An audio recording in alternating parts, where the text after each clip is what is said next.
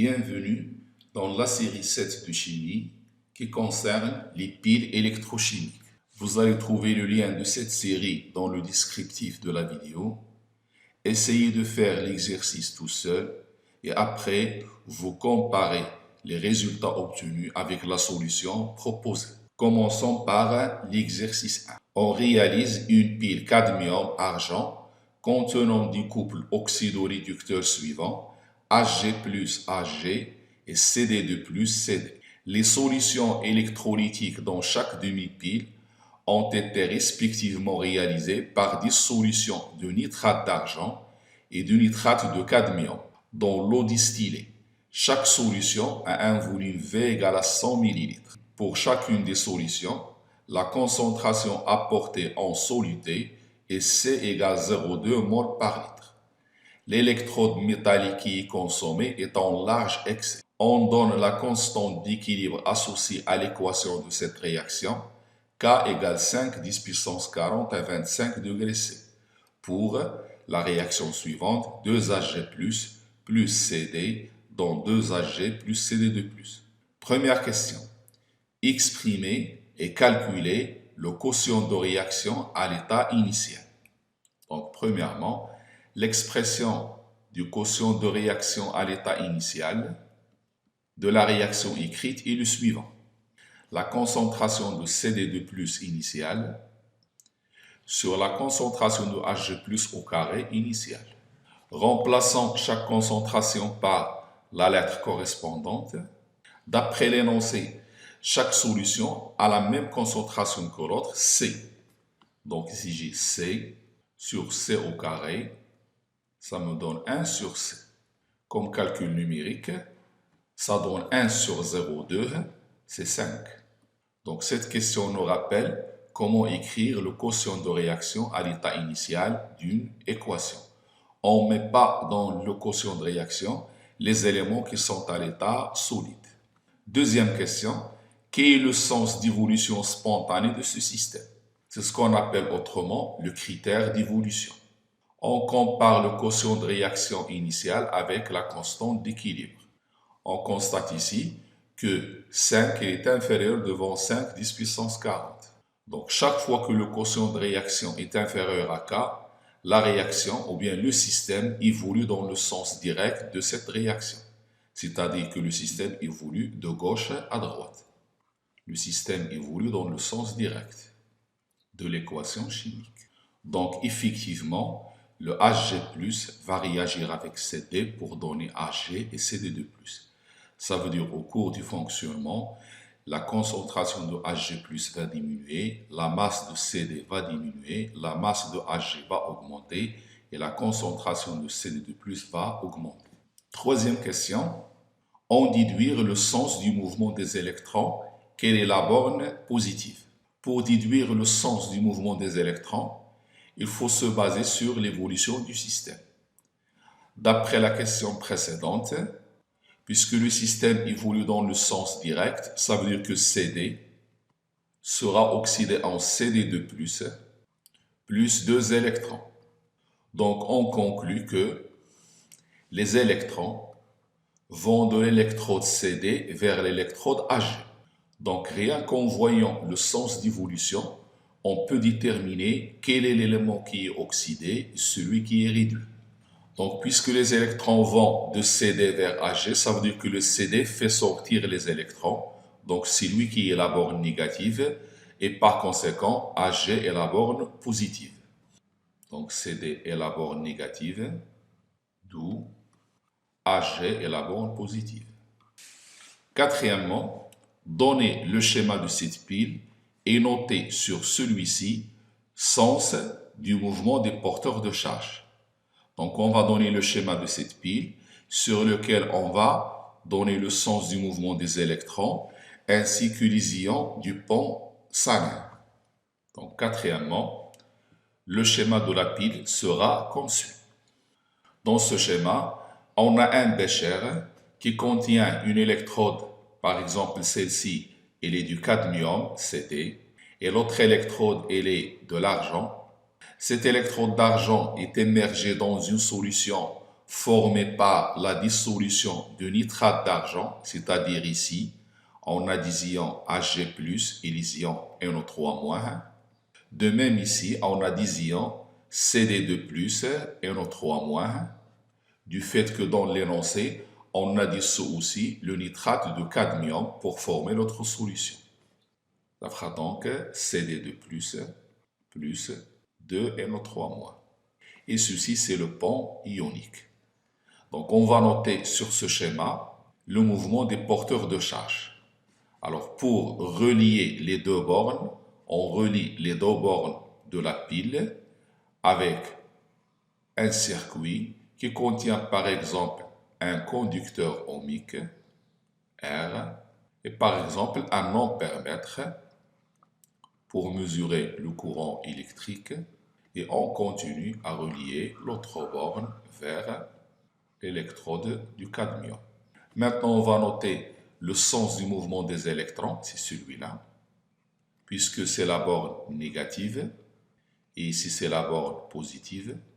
Donc les électrons dans les fils circulent de la borne négative vers la borne positive. Si on nous demande le sens du courant, c'est l'inverse. Dans le pont ionique, il y a un double mouvement, celui des anions et celui des cations, c'est-à-dire les ions positifs et les ions négatifs. Cation, ion positif, anion, ion négatif. Les cations vont se diriger dans le pont vers la demi-pile qui constitue la borne positive. Et les anions vont vers la demi-pile qui constitue la borne négative. Et comme ça, on a le schéma de la pile, le sens du mouvement des différentes charges, c'est-à-dire les différents porteurs de charge, les électrons et les ions. Cinquième question, donnez le schéma conventionnel de cette pile. Le schéma conventionnel de la pile, comme déjà dit dans le cours, on commence toujours à gauche par la borne négative.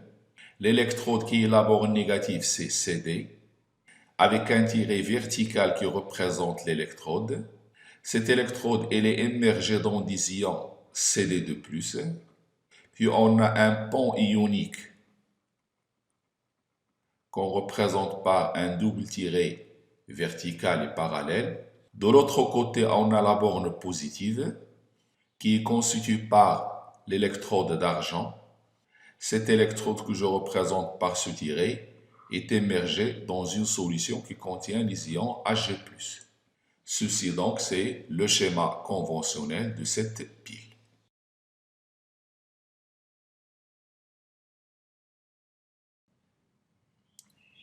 Exercice 2.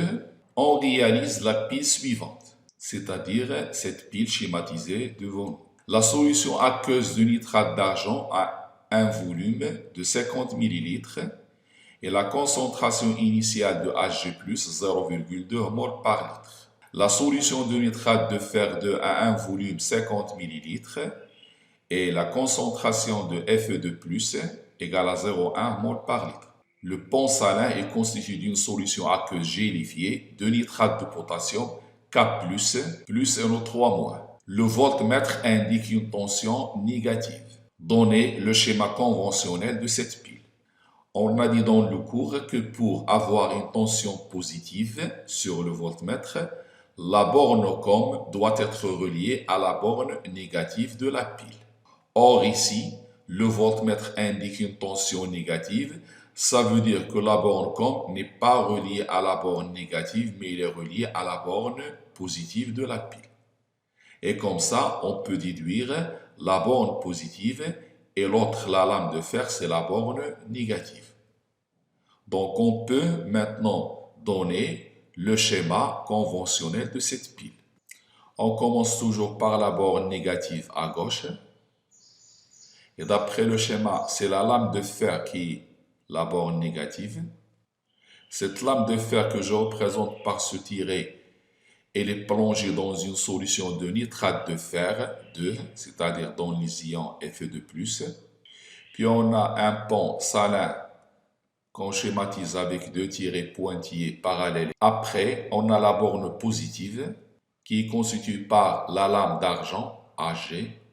Cette lame d'argent que je schématise par ce tiret vertical, elle est plongée dans une solution contenant les ions Hg+. Donc ceci, c'est le schéma conventionnel de cette pile. Deuxième question, petit a, écrire les équations des réactions aux électrodes. Puisqu'on connaît la borne positive et la borne négative, on peut écrire les réactions qui se passent au niveau de chaque électrode. Les électrons vont du fer vers Hg, donc le fer sera oxydé.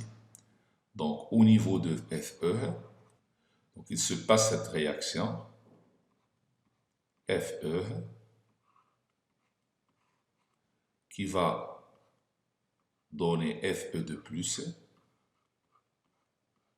2 électrons. Donc au niveau de cette électrode, il y a une oxydation. Et dans les piles, au niveau de la borne négative, il y a toujours oxydation pour les piles. Donc, au niveau de la lame d'argent, au lieu d'avoir une oxydation, on a une réduction. Donc, au niveau de la lame de Hg, on a les ions Hg+, qui vont être réduits. Ils vont gagner des électrons pour devenir métal-argent. Il s'agit d'une réduction. Donc, on peut dire que la lame de fer, c'est l'anode, et la lame d'argent, c'est la cathode. Donc, il y a deux demi-équations électroniques, une au niveau de la borne négative, c'est une oxydation, et une au niveau de la borne positive, c'est une réduction. Petit b, on déduire l'équation d'oxydoréduction de la pile.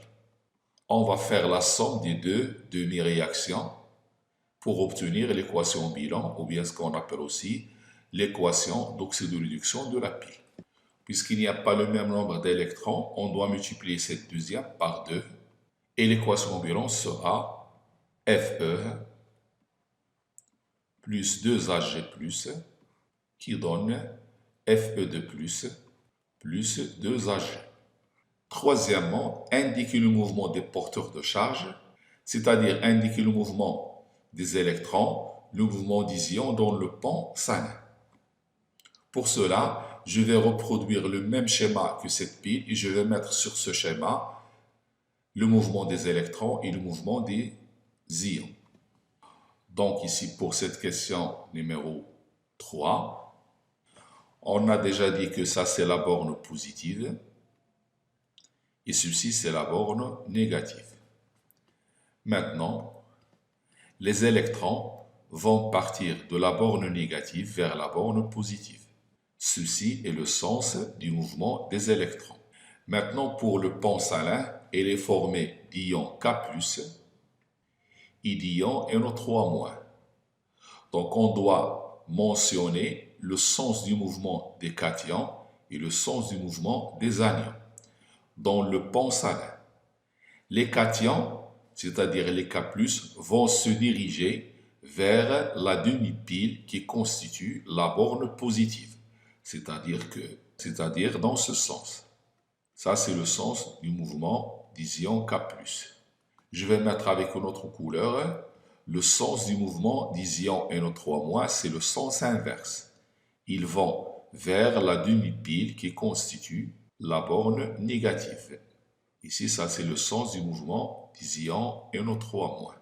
Donc, les cations vont vers la demi-pile qui constitue la borne positive. Les anions dans le pont salin vont vers la demi-pile qui constitue la borne négative. Cette question a été déjà traitée dans l'exercice précédent. Quatrièmement, préciser les rôles du pont salin. Le pont salin a deux rôles. Le premier rôle, c'est de fermer le circuit électrique. Le deuxième rôle, c'est d'assurer l'électroneutralité des solutions dans les béchers.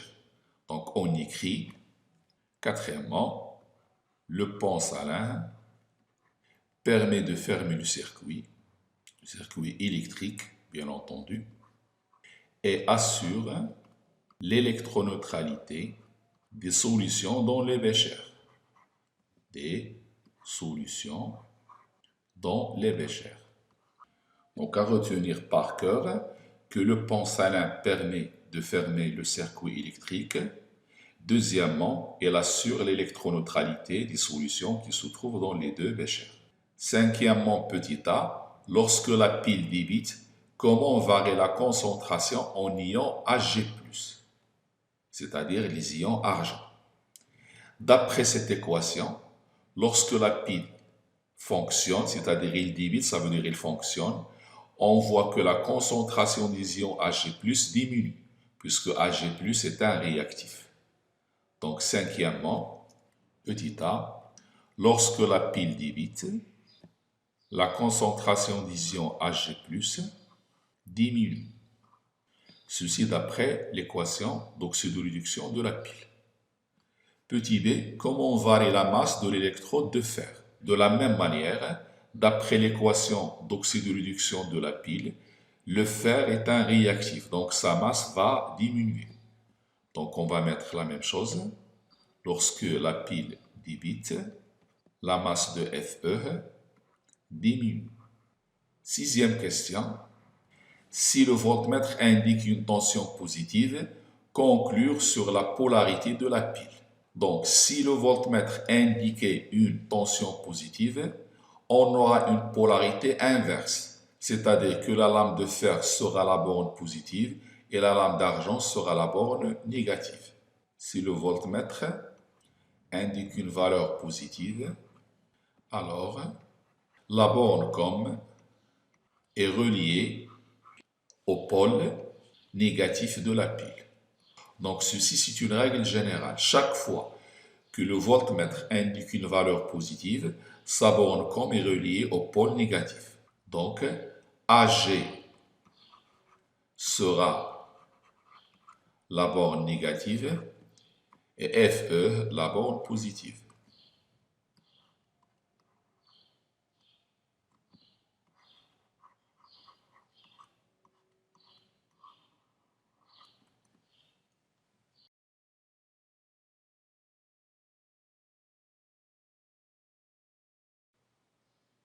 Exercice 3.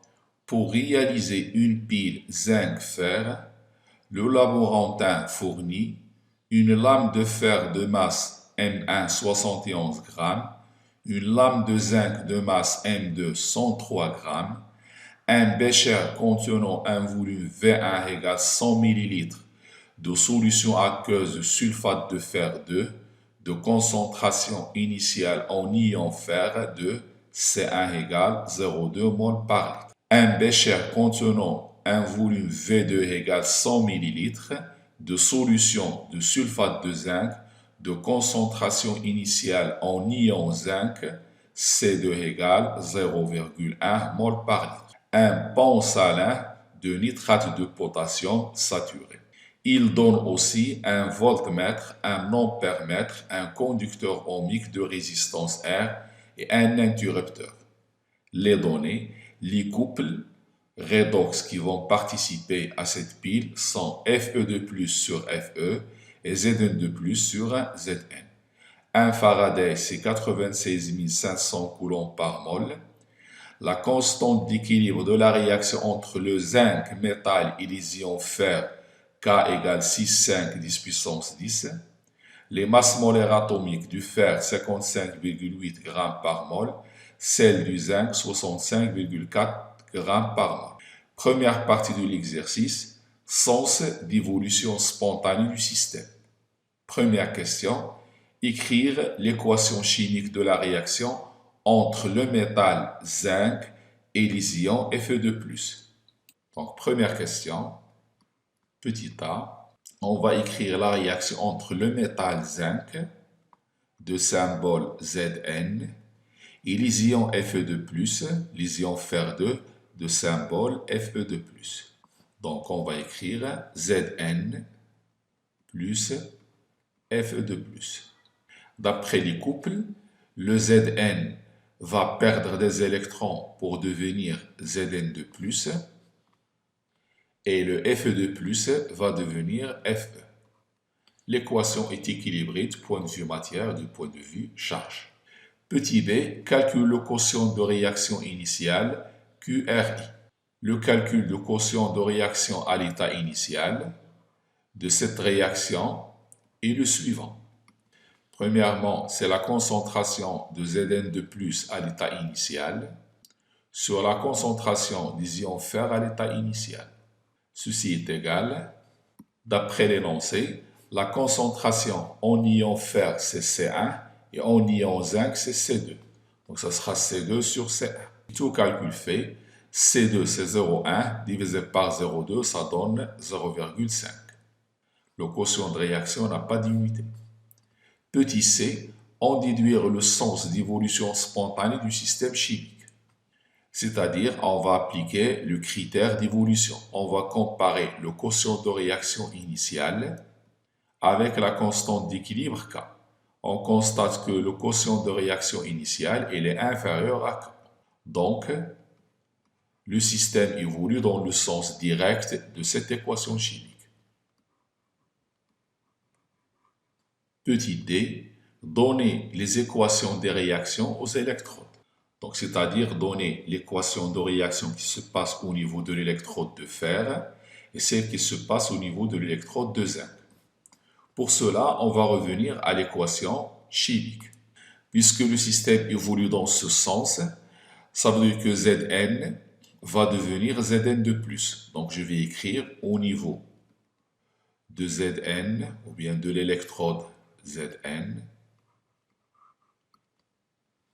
on a cette équation Zn qui donne Zn de plus 2 électrons. Donc, il s'agit d'une oxydation. Donc, cet électrode constitue ce qu'on appelle une anode. Et l'anode dans les piles, c'est la borne négative des piles. Maintenant, au niveau de l'électrode de fer, le Fe2+, va être réduit en Fe. Donc, au niveau de l'électrode de fer, on doit avoir Fe2+, plus 2 électrons, qui donne Fe. Donc, ceci, c'est une réduction. Donc, cette électrode, c'est la cathode. Donc, pour les piles, c'est la borne positive. Donc, pour cette pile, le zinc, c'est la borne négative, le fer, c'est la borne positive. La suite est la fin de l'exercice 3. Deuxième question, pile en fonctionnement. L'élève réalise la pile, désire brancher un voltmètre aux bornes de celle-ci, faire le schéma annoté du circuit en indiquant les polarités de la pile, les bornes comme et V du voltmètre, le sens du courant électrique, ainsi que le sens du déplacement de tous les porteurs de charge. C'est une question identique aux questions précédentes des deux premiers exercices. On va d'abord donner le schéma du circuit comportant la pile, puis on va brancher le voltmètre et en indiquant les polarités positives et négatives de la pile, on va en déduire le sens de déplacement de tous les porteurs de charge. Donc ici, c'est le schéma de la pile. On va l'annoter, c'est-à-dire donner chaque partie, qu'est-ce qu'elle représente. Alors, par exemple, cette électrode, c'est l'électrode de fer, et celle-là, c'est l'électrode de zinc. Dans cette solution, d'après le texte, on a les ions Zn2+, plus SO4 de moins, car on a dissous le sulfate de zinc pour obtenir cette solution. De même ici, on a les ions Fe2+, et les ions sulfate. Ceci, c'est le pont salin. On peut le noter aussi pont ionique. On va donner maintenant les bornes de la pile. Tout à l'heure, le fer, c'était la borne positive et le zinc était la borne négative. On va brancher le voltmètre aux bornes de la pile.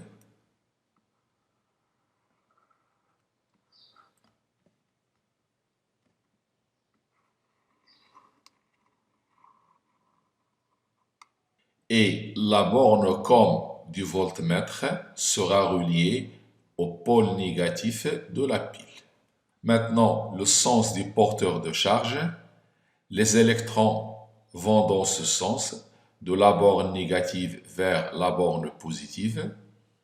Le sens du courant, c'est l'inverse, c'est de la borne positive vers la borne négative. Les cations de ce pont vont vers la demi-pile constituant la borne positive. Donc ceci, c'est le mouvement des cations. Par contre, le mouvement des anions, c'est le sens opposé. Ceci, c'est le mouvement des anions. Donc ça, c'est le schéma de la pile à noter, c'est-à-dire chaque partie, on donne son nom, les solutions, qu'est-ce qu'elles contiennent, et le nom de ce pont, c'est le pont salin, et le sens des porteurs de charge, ainsi que les polarités et le branchement du voltmètre. Troisième question, la pile débite dans un circuit constitué d'un ampèremètre en série avec un conducteur ohmique et un interrupteur.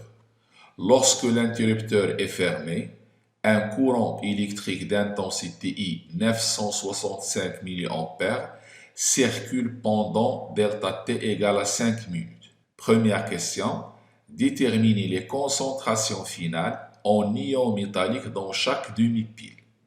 Ça veut dire, on doit donner la concentration des ions Zn2+, dans ce bécher à la fin de 5 minutes, et aussi la concentration des ions Fe2+, dans ce bécher à la fin de 5 minutes. Pour cela, on va dresser le tableau d'avancement de la demi-équation électronique qui se passe au niveau de l'électrode de zinc, et je peux en déduire la concentration finale des ions Zn2+. On va d'abord dresser le tableau d'avancement de la demi-équation électronique. Donc, ceci, c'est le tableau d'avancement de la demi-équation électronique. On va le remplir. Initialement, l'électrode de zinc avait une masse. Donc, on a N initial de Zn. Initialement, le Zn2+, il existe dans la solution. Donc, sa quantité de matière initiale, c'est C2 fois V. Initialement, il n'y a pas d'électron encore perdu. À l'état final, c'est-à-dire après 5 minutes, j'aurai N de Zn moins X, ici C2V plus X, et les électrons c'est 2X. Maintenant, d'après ce tableau d'avancement, la quantité finale de Zn2+ est la suivante. C'est C2V plus X, ce qui implique que la concentration finale de Zn2+, je divise le tour par V, ça sera donc C2 plus X sur V. D'autre part, le N des électrons, d'après le tableau d'avancement, égale à 2X. D'après le cours, le N des électrons, c'est I fois delta de T sur le Faraday. Tout ça égale à 2X. J'en déduis que le X égale I fois delta de T sur 2F. Donc, la concentration finale de Zn2+ sera égale à C2 plus X, cette quantité, I fois delta de T sur 2F, divisé par V. En remplaçant I par 965 10-3, delta de T, il faut la convertir en secondes.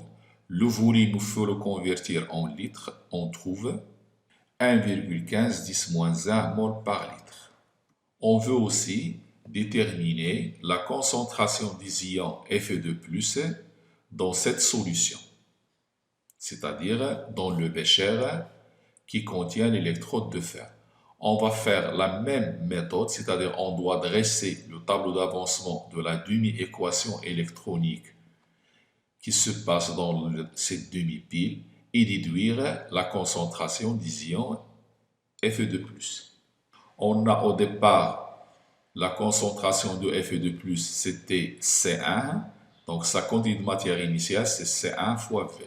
La quantité d'électrons à consommer est N des électrons. Au départ, on avait déjà une quantité de matière de Fe, car l'électrode de fer possède une masse. À l'état final, c'est-à-dire après 5 minutes, ça fera C1V moins X, Et ça sera ici n des électrons moins 2x. Et le N0 du fer plus x. Ça veut dire que l'électrode de fer va augmenter en masse. Donc, de la même manière, la quantité de matière de Fe2+ finale, d'après le tableau d'avancement final, c'est C1V moins x. Donc, sa concentration finale en divisant le tout par le volume, Fe2+ finale, il est égal à C1 moins x sur V. Puisqu'on a le même nombre d'électrons dans les deux demi-équations, le x ne changera pas d'expression. C'est-à-dire, ceci est égal C1 moins x, c'est I delta de T sur 2F, fois le volume. Donc, l'application numérique donne, en remplaçant C1 par 0,2, I par 965 10-3, delta de T par 5 fois 60, le F par 96 500, le V par 0,1, on trouve 1,85 10-1 mol par litre. Donc c'est toujours la méthode à adopter chaque fois qu'on nous demande de calculer la concentration finale des ions qui se trouvent dans le bécher. On va voir la concentration de l'un des ions augmenter et l'autre il va diminuer. Petit b, calculer la masse finale de chaque électrode. Pour calculer la masse finale de chaque électrode, je vais utiliser les deux demi-équations électroniques, ou bien plutôt je vais utiliser le tableau d'avancement des deux demi-équations électroniques. Commençons par l'électrode de zinc. D'après le tableau d'avancement, la quantité de matière du zinc à l'état final, c'est la quantité de matière initiale moins x. Donc le N de Zn à l'état final, c'est le N0 de Zn moins x.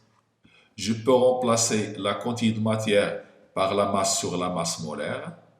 Donc la masse du zinc à l'état final sur sa masse molaire, la masse molaire du zinc, elle est égale à la même chose, la masse initiale de l'électrode de zinc sur la masse molaire du zinc moins x. En remplaçant x par l'expression précédente, elle ne change pas. Donc on trouve que la masse du zinc à l'état final égale. Je multiplie le tout par la masse molaire. Il me reste ici M0 de l'électrode de zinc moins x, c'est-à-dire I delta de T sur 2F, multiplié par la masse molaire du zinc. Tout calcul fait égale à 102,9 grammes. Pour calculer la masse finale de l'électrode de fer, on va adopter la même méthode, seulement pour le fer, c'est plus x au lieu de moins x. Donc, si on veut écrire la même relation, on va trouver la masse finale du fer égale la masse initiale de l'électrode de fer.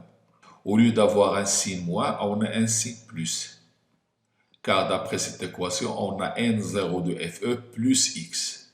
Contrairement ici, on a N0 de Zn moins x. Donc c'est plus la même quantité I fois delta de T sur 2F multiplié par la masse molaire du fer, puisqu'il s'agit de l'électrode de fer.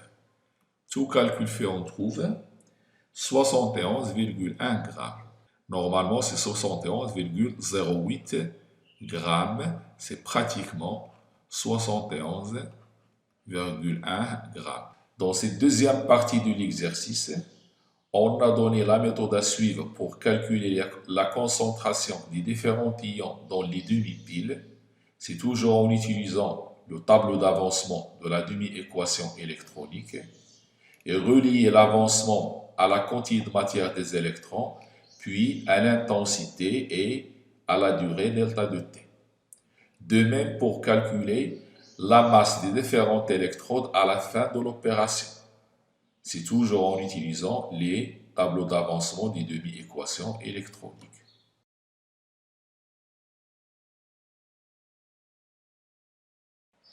Exercice 4. Cet exercice, c'est un exercice de révision pour ce chapitre. C'est-à-dire on va reprendre toutes les questions déjà vues dans les autres exercices, plus d'autres questions. C'est vraiment un vrai exercice de révision pour les piles électrochimiques. On souhaite réaliser une pile au laboratoire. Pour cela, on dispose d'une lame d'argent et d'une lame de cuivre, ainsi que d'un volume V égal à 100 ml d'une solution aqueuse de nitrate d'argent de concentration molaire en soluté apportée C1 égale 1 mol par litre et d'un volume V2 d'une solution aqueuse de sulfate de cuivre de concentration molaire en soluté apportée C2 égale 1 mol par litre et d'un pont salin. Donc on a une lame d'argent, une solution de nitrate d'argent, une lame de cuivre, une solution de sulfate de cuivre. L'expérience est réalisée à la température 25 degrés Celsius. À cette température, la constante d'équilibre associée à l'équation Cu de plus 2Ag dans Cu 2Ag plus, c'est K égale 2,6 10 moins 16. Ça veut dire cet équilibre chimique possède cette constante d'équilibre. La pile ainsi réalisée est placée dans un circuit électrique comportant un rhéostat, un interrupteur. On ferme ce circuit électrique à un instant t0 égale 0 secondes. Première question. Faire un schéma légendé de cette pile. Compléter le schéma avec le rhéostat et l'interrupteur. Donc le schéma de la pile est identique au schéma des exercices précédents. Le rhéostat, c'est une résistance variable. Lorsqu'on place le rhéostat dans un circuit, il nous permet de faire varier l'intensité du courant. Donc le rhéostat, à savoir, c'est une résistance variable. Donc le schéma de la pile est le suivant. On va donner la légende du schéma. Par exemple, c'est l'électrode de cuivre. L'autre électrode, c'est l'électrode d'argent. Cette solution, elle contient les ions Hg+, et les ions NO3-, puisque c'est la solution de nitrate d'argent. L'ion nitrate, c'est NO3-. Dans cette solution de l'autre bécher, il y a le sulfate de cuivre, les ions Cu2+, et les ions sulfate, SO4-2-. Ceci, c'est le pont salin. Donc, on a donné le schéma légendé. On va le compléter avec le rhéostat et l'interrupteur. Je vais schématiser l'interrupteur par ce tiret. C'est l'interrupteur K. Le rhéostat, c'est sous forme d'un conducteur ohmique, c'est-à-dire un rectangle. Et on va mettre un curseur, c'est-à-dire une flèche qui fait varier la résistance. Ici. Et on va relier le curseur à l'autre électrode. Donc, ce rectangle constitue ce qu'on appelle le rhéostat. Donc, ceci, c'est le schéma de la pile. Et on l'a complété avec l'interrupteur et le rhéostat qui n'est autre qu'une résistance variable. Deuxième question. Déterminer le quotient de réaction QR initial du système ainsi constitué à la date T0. En déduire le sens d'évolution spontanée du système. Donc pour la deuxième question, on va calculer le quotient de réaction et on va le comparer à la constante d'équilibre K. C'est la concentration de Hg+ au carré, initiale bien entendu, sur la concentration de Cu2+, initiale. D'après le texte, la concentration des ions Hg+, elle est notée C1 et celle des ions cuivre, elle est notée C2. Donc, ce sera C1 au carré sur C2. Et ça donne comme valeur 1,0. Cette valeur, elle est supérieure à K, puisque K, c'est 2,6 10 puissance moins 16. Donc, le système évolue dans le sens inverse de l'équation chimique. Donc, la vraie réaction, c'est celle de Cu avec 2Hg+, qui va donner 2Hg plus Cu2+. Donc, l'équation qui se passe est la suivante. Cu plus 2Ag plus va donner Cu de plus 2Ag. Chaque fois qu'on trouve que le système évolue dans le sens inverse, il faut réécrire l'équation dans le bon sens, c'est-à-dire l'écrire comme l'évolution du système. Ici, on a Cu de plus 2Ag, donc Cu plus 2Ag plus. On a constaté que le sens d'évolution, c'est le sens inverse. Donc, le cuivre et Ag plus sont les réactifs. Cu de plus et Ag sont les produits. Donc, je réécris l'équation dans le bon sens. Troisième question. Pour chaque électrode, écrire la demi-équation correspondant au couple qui intervient. Pour cela, on doit tenir compte de la vraie équation qui se passe lors du fonctionnement de la pile. Donc, au niveau de l'électrode de cuivre, il y a oxydation. Cu devient Cu de plus. Et au niveau de l'électrode d'argent, Ag plus devient Ag. Il y a réduction. Donc, on écrit, troisième question, au niveau de Cu, il y a oxydation. Cu donne Cu de plus 2 électrons. Donc, c'est une oxydation. Je rappelle, oxydation veut dire perte d'électrons. Donc, cette électrode n'est autre que l'anode. Dans le cours, l'électrode au niveau de laquelle il y a une oxydation est appelée anode. Maintenant, au niveau de Ag, il y a réduction. Les ions Ag+, vont gagner un électron pour devenir le métal Ag. Donc ici, c'est une réduction. Je rappelle, réduction, c'est un gain d'électrons. Donc cette électrode constitue la cathode. L'électrode au niveau de laquelle se fait la réduction est appelée cathode. Quatrième question. En déduire en justifiant la réponse à quel métal correspond le pôle positif et à quel métal correspond le pôle négatif. Donc ici, le Cu, c'est l'anode de la pile. Donc, c'est le pôle négatif. Alors que Ag, c'est la cathode. Donc, c'est le pôle positif. Le schéma conventionnel de cette pile sera comme suit. On commence d'abord par la borne négative. C'est l'électrode de cuivre que je schématise avec ce tiret vertical qui est émergé dans des ions de cuivre, Cu de plus. Puis il y a le pont salin qu'on représente par deux tirets parallèles. Puis la borne positive, c'est l'électrode d'argent.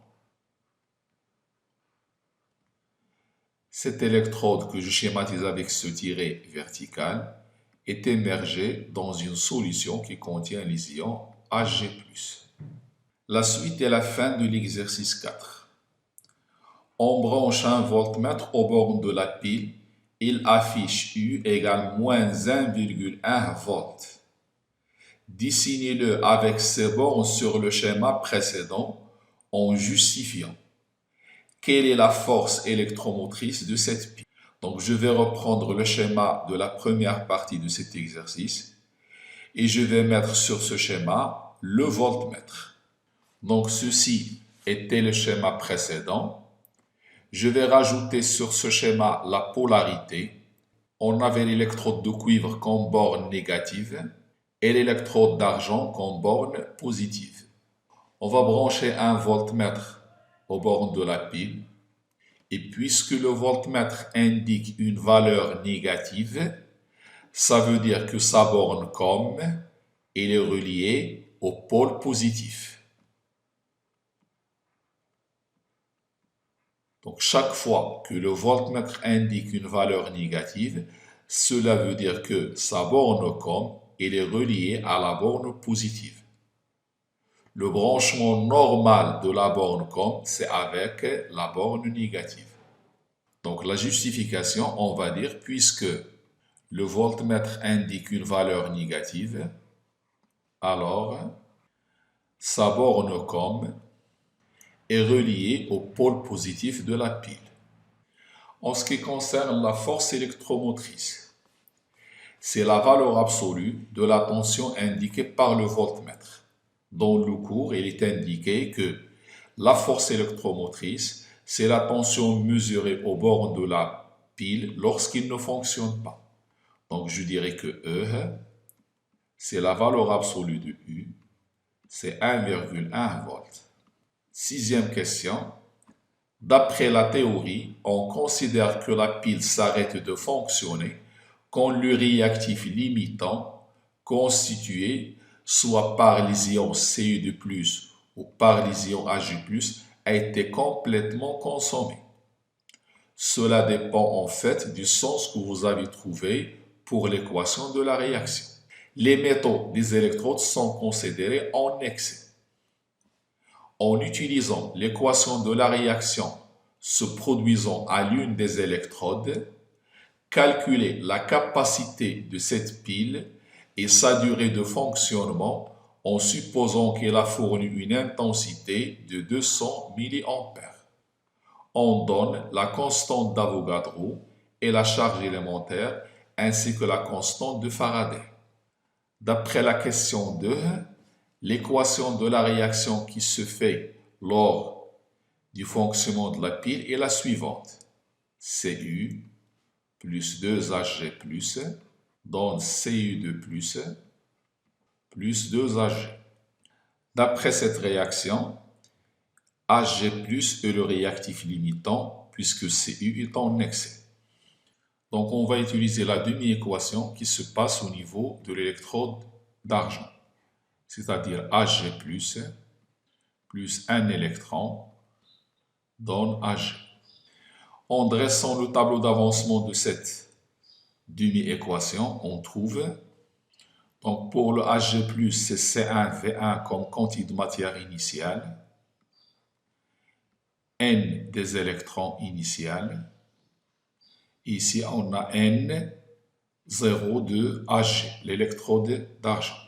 À la fin, c'est C1V1 moins X max, puisque la pile va s'arrêter lorsque Ag+ sera totalement consommé. Ici, c'est N des électrons moins X max. C'est N0 plus X max. Donc, X maximal est égal à C1V1. Et d'autre part aussi, X maximal égale à N des électrons. Et le N des électrons n'est autre que c'est la quantité d'électricité sur le Faraday. On en déduit que la quantité d'électricité sur le Faraday, elle est égale à C1 fois V1. Donc, la capacité de cette pile, c'est la quantité d'électricité maximale. Elle est égale à C1 fois V1 fois le Faraday. Comme application numérique, on trouve 9650 coulombs. On peut utiliser le Faraday ou bien utiliser Na fois E. On peut choisir entre les deux. Pour calculer la durée de fonctionnement de cette pile, on sait que I est égal à la quantité d'électricité sur delta de T. Donc, le delta de T, c'est la quantité d'électricité sur l'intensité I. D'où le delta T max, c'est-à-dire la durée de vie de la pile, c'est Q maximal qu'on a calculé précédemment sur l'intensité du courant. C'est 9650 divisé par 200 mA, c'est 0,2. Ça donne 48 250 secondes. Septième question.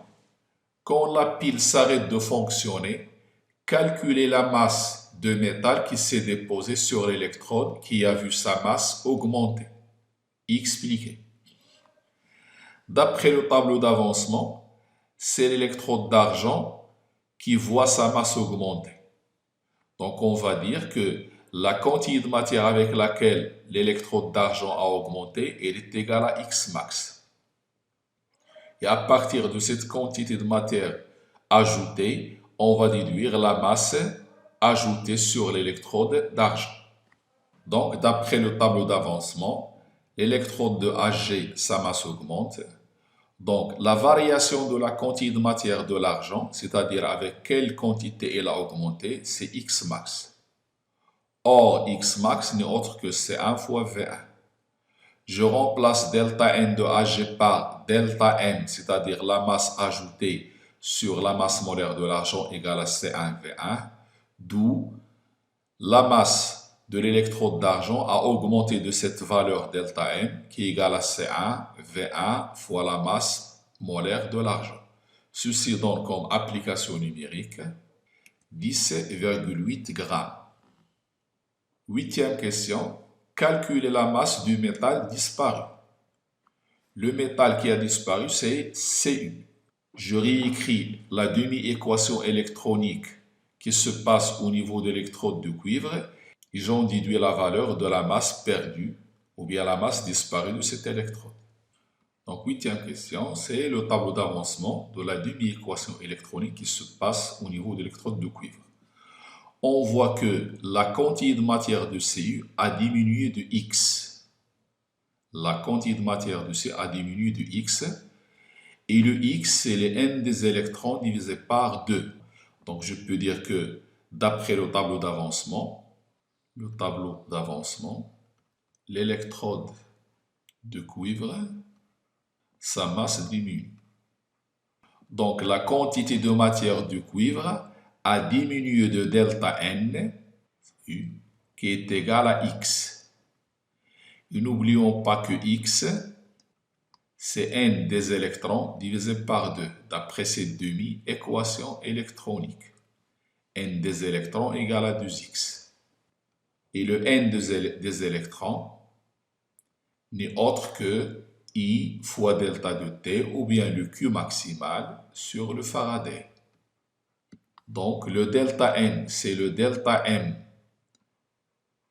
disparu de l'électrode de cuivre sur la masse molaire du cuivre égale X, qui est Q maximal sur 2F. Q maximal sur 2 fois le Faraday. Finalement, la masse disparue de l'électrode de cuivre égale la masse molaire du cuivre multiplié par Q maximal sur 2F. Ça donne comme valeur 3,16 grammes. Donc la masse de l'électrode de cuivre a diminué de 3,16 grammes.